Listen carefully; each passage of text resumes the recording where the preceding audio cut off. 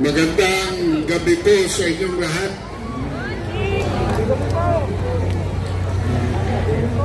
Katatapos ko lamang po ng surgery sa isa kong mata para maiwasan ang pagkabulag. Pero sa ginagawa sa ating lahat, ang sambayanan na ang nabubulat. Sa Binondo, marami nang nabubulat dahil sa salitang Chino, ang bulag katulad ninyo, no kita. No kita. Bulat na. Wala na kayong mayroong kita sa inyong mga pamilya. Pero sa Kongreso, mga kabansa, mayroong isang tao doon, duling na. Triplet.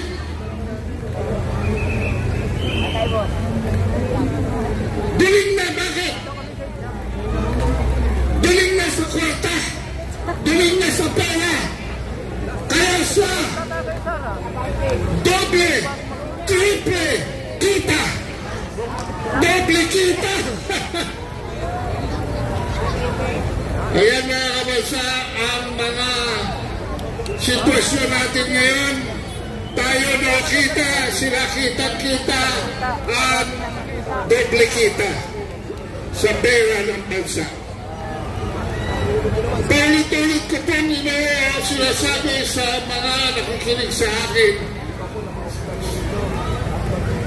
na meron tayong tatlong digmaan ginagalawan ngayon. Una ay ang digmaan sa loob ng ating tahanan kung saan kulang na kulang po ang ating kinikita pangkabuhayan. Para itaguyod ang pamilyang Pilipino.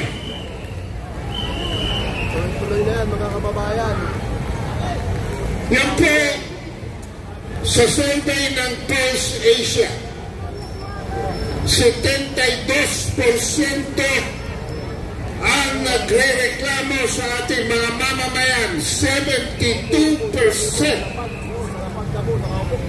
because of the rising inflation.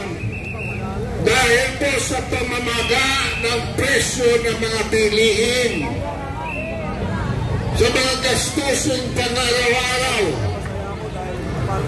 Pagka kayo umalis ng inyong tahanan ngayon at dalalin lamang ninyo ay 500 pesos, kakabaka kayong lumabas sa inyong tahanan dahil baka hindi na kayo makauwi nang nakasakay sa jeep, kundi naglalakad na kayo. Kawawa!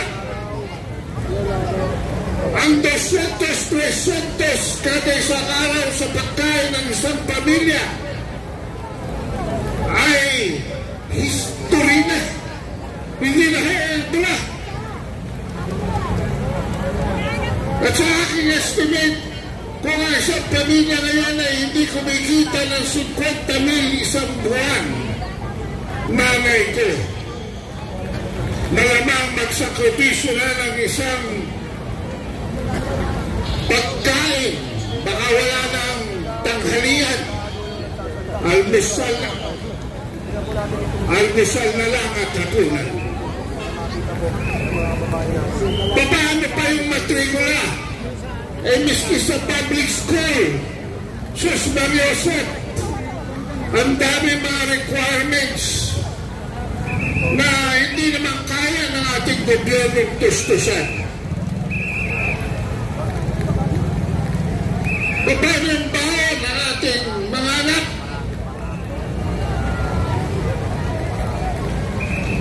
Ang bawang digmaan po mga kabansa ay ang digmaan sa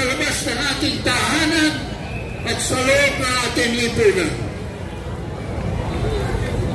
Kanina narinig ko na dumadami na naman ang mga kriminal sa kalsada, mga nagdodroga sa mga sulok-sulok sa ating mga lansanan. Kaya meron din tayong tignan sa labas ng ating tahanan at sa loob ng ating lipunan.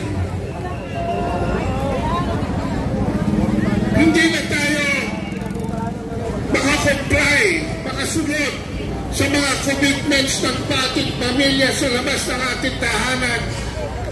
Kasi pagka mayroong kikilos, kailangan may panggastos. Tapos, bababalitaan natin ang mga kontribusyon natin sa PhilHealth. At maya-maya sa SSS, GSIS, at kung ano-ano pa, pagkapati sa pag-ibig, ay hatakin na nila.